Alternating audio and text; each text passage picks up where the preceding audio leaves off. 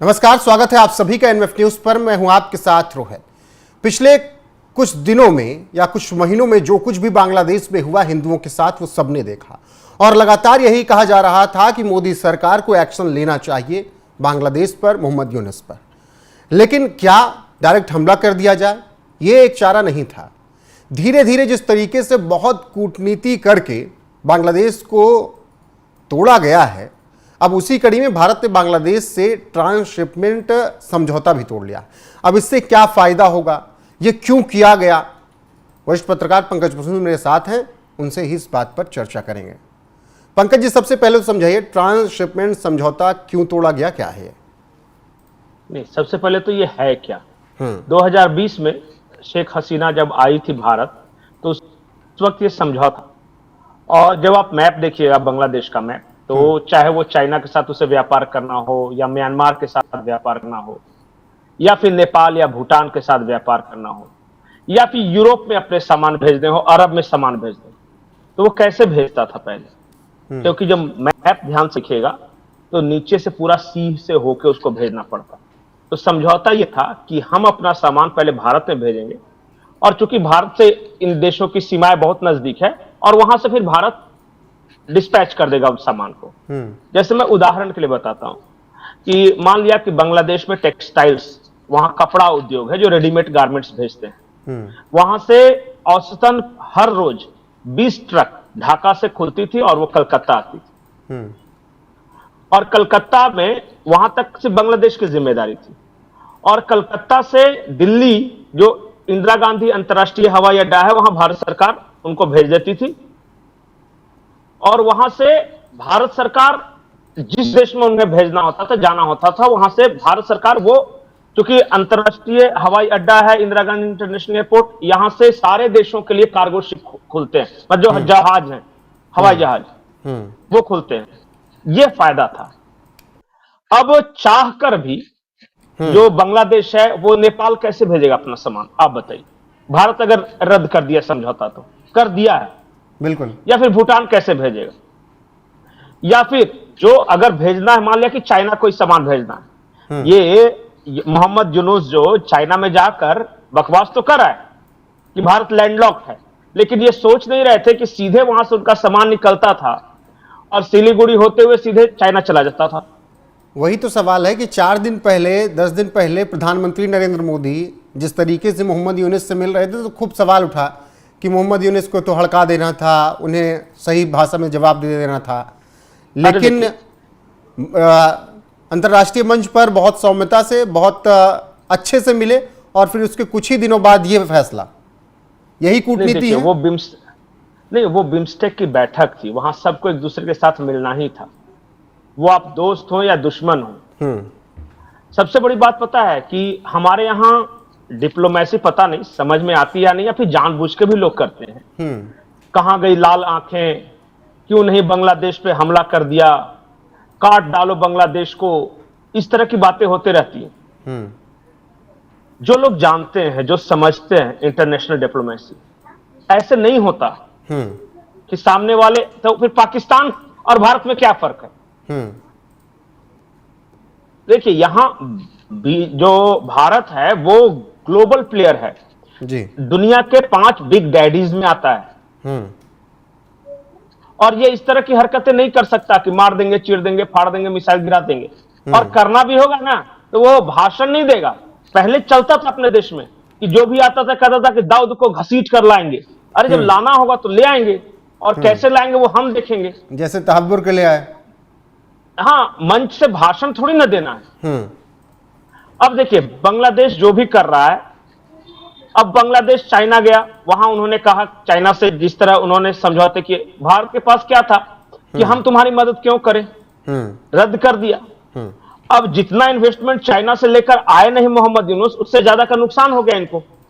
नहीं, अब चाइना करेगा मदद, वो देखा जाएगा, लेकिन फिलहाल तो इनको हो गया। इससे ट्रांसशिपमेंट समझौता तोड़ने से बांग्लादेश का घाटा तो समझ में आ रहा है, भारत का फायदा क्या हो रहा है?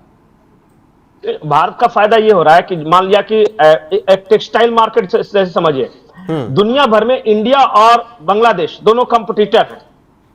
सबसे ज्यादा टेक्सटाइल एक्सपोर्ट होता है बांग्लादेश और इंडिया से। अब हो क्या रहा था कि मान लिया कि एक फ्लाइट सपोज कि यहां से रेडीमेड गारमेंट्स को लेके न्यूयॉर्क के लिए खुलने वाली है, तो उस फ्लाइट में भारत का एक हिस्सा था और फिर बांग्लादेश का एक हिस्सा था। भारतीय जो टेक्सटाइल एक्सपोर्टर्स का यह कहना था कि हमें दिक्कत हो रही है, हमें जितना माल भेजना था वो नहीं भेज पा रहे हैं, और बांग्लादेश का वो पूरा ऑक्यूपाई कर ले रहा है उस जहाज का। जैसे सोचिए ना कि रोज 20 ट्रक आ रहा है बांग्लादेश से, तो अब क्या होगा कि एक तो कंजेशन कम होगा, भीड़ कम होगी, जहां पे कार्गो का आना जाना, डाउनलोड, फिर सामान लाते हैं उतारते हैं इसमें। दूसरा है कि भारत के लिए अब आसान हो गया, और जो मार्केट दुनिया में बांग्लादेश की चीजें मंगाती थी, अब अगर बांग्लादेश घूम के जाएगा तो महंगा होगा वो। मान लिया कि जो टी शर्ट बांग्लादेश भारत के रास्ते 200 रुपए में एक्सपोर्ट करता था, अब वो घूम के जाएगा तो 300 या 400 लगेगा। वहां पे भारत 200 में ही वो चीज प्रोवाइड कर देगा। तो एक तो जो मार्केट है उसमें भारतीय का दबदबा बढ़ेगा, दूसरा हमारे यहां जो कंजेशन है कार्गो पोर्ट्स पे वो कम होगा इस समझौते के रद्द होने से। मतलब भारत के लिए विन विन सिचुएशन। हमने तो सहृदयता से बांग्लादेश को दोस्त समझकर उनकी मदद की थी इस ट्रांसशिपमेंट समझौते के तहत, लेकिन जब उनका रवैया इस तरह से है तो हम क्यों मदद करेंगे, और फिर हम अपने लोगों को कष्ट में डालकर आपको क्यों मदद करेंगे।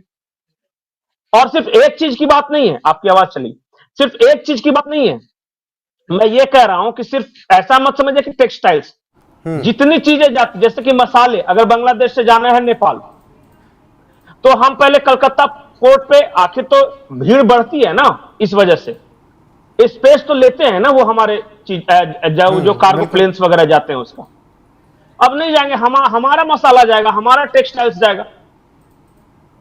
अब जो बांग्लादेश 3 तरफ से भारत से घिरा हुआ है, तो मतलब जो कुछ भी बांग्लादेश ने पिछले कुछ वक्त में किया, कुछ महीनों में किया, उसका अंजाम अब भुगत रहा है, और बहुत सोच समझ कर मोदी सरकार चल रही है। नहीं किया क्या, आज तक नुकसान तो कुछ नहीं किया, सिर्फ बकवास किया, मुंह से सिर्फ बोला है। भारत का क्या बिगाड़ लिया या क्या उखाड़ सकता है बांग्लादेश।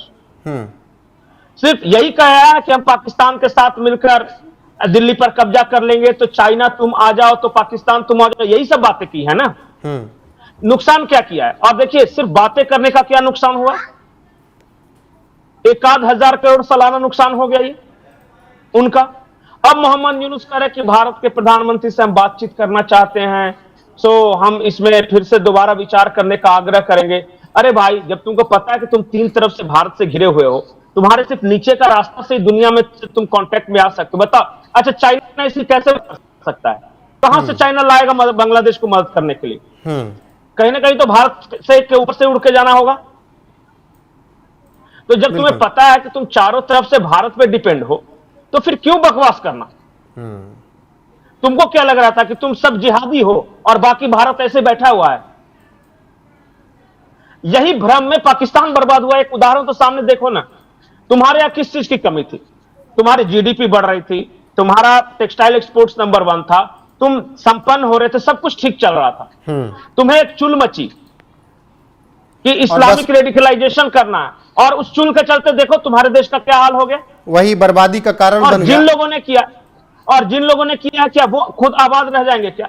बिल्कुल, जो कुछ भी हो रहा है बांग्लादेश के साथ, वो बांग्लादेश के करनी का फल है उनको। जो कुछ भी हाल फिलहाल में उनको पंकज जी ने कहा कि बहुत ज्यादा चुल मची थी, अब उसी का हिसाब हो रहा है कि इतनी हालत उनकी खराब हो रही है। भारत ने ट्रांसशिपमेंट समझौता तोड़कर जी जो जख्म दिया है, आगे भी ऐसे जख्म बांग्लादेश को मिलेंगे। पंकज जी कंक्लूड कीजिएगा। नहीं, बांग्लादेश को क्या लगा कि हम चाइना का नाम लेके या पाकिस्तान का नाम लेके भारत को डराएंगे, धमकाएंगे। और देखो, हम तो डीप स्टेट ने मुझे बैठाया, सीआईए मेरी मदद करेगा ही, तो जब चाइना और सीआईए मदद कर देगा तो फिर तो बल्ले बल्ले कोई दिक्कत ही नहीं, पैसे भिजवाते रहेंगे। इन बेवकूफों को यह नहीं पता है कि जैसे ही ट्रंप प्रशासन आ गए तो वो डीप स्टेट की मदद बंद हो गई सबसे पहले। दूसरी बात, मैंने बार बार एक चीज कहा है कि चाइना बेवकूफ नहीं है। चाइना एक ऐसे देश के साथ क्यों समझौता करेगा जिसका प्राइम मिनिस्टर ही परमानेंट नहीं है। वो एडवाइजर है ना, उसे तो डेमोक्रेसी लानी है, वो चुनाव करवाना है उसे, इसी शर्त पे उसे बुलाया गया है। तो जब बिल्कुल, चुनाव और यही करवा बातें दूसरी बांग्लादेश को सरकार समझ आनी में है, नहीं तो है। तेरे भरोसे वो बांग्लादेश को क्यों लगा आएगा? कि सब उसके साथ खड़े हैं और यही वजह है कि आज बांग्लादेश इस हालत में पहुंच चुका है। बाकी भारत ने बड़ा फैसला लिया और आगे अभी बहुत से हिसाब बांग्लादेश से होंगे। फिलहाल पंकज जी, आपका जुड़ने के लिए बहुत बहुत शुक्रिया। बाकी आप लोगों की इस चर्चा पर राय क्या है, कमेंट में जरूर बताएं। भारत के इस फैसले पर आपका क्या कुछ सोचना है जरूर बताइएगा। बने रहेगा हमारे साथ। नमस्कार।